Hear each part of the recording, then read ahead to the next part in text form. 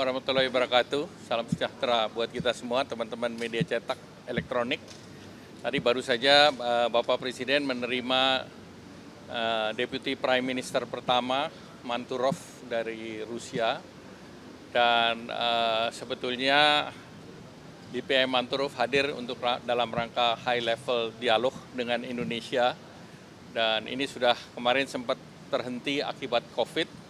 Dan ini akan dimulai kembali, dan dalam rombongannya kemarin DPM Manturov juga menggelar malam kebudayaan di Raffles Hotel. Nah, kemudian dalam pertemuan tadi DPM Manturov mengundang Bapak Presiden, satu untuk hadir dalam parade di Rusia, dan yang kedua dalam SPIF, St. Petersburg Economic Forum, di mana dalam St. Petersburg Economic Forum itu diharapkan Bapak Presiden bisa hadir, dan ada beberapa milestone kerjasama yang akan dibuat Memorandum of Understanding. Nah, itu termasuk beberapa kerjasama ekonomi maupun kerjasama strategis. Dan tentunya pihak Rusia juga mengharapkan bisa menambah daripada jumlah pesawat, dan mereka menanyakan destinasi mana yang cocok untuk penerbangan langsung dari Moskow.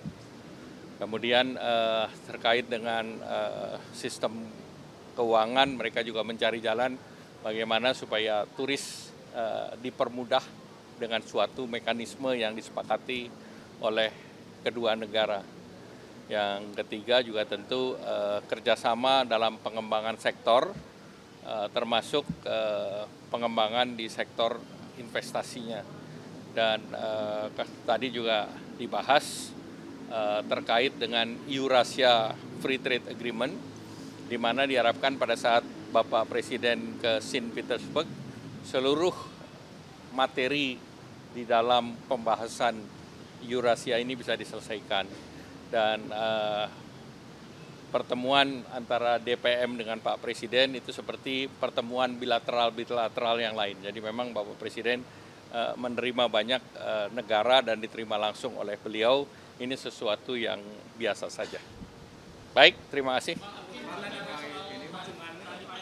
Apa? Kalau Indonesia dengan Rusia kan relatif nggak ada isu mengenai tarif, karena masing-masing pihak tarifnya relatif.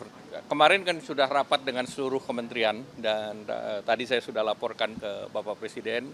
Tadi malam sudah ada pertemuan antara secara online, Sekretaris Commerce dengan Pak Luhut, saya dan beberapa Bu Mari dan yang lain, yang intinya kita bahas mengenai framework apa yang diharapkan oleh Amerika dan apa yang diharapkan oleh Indonesia.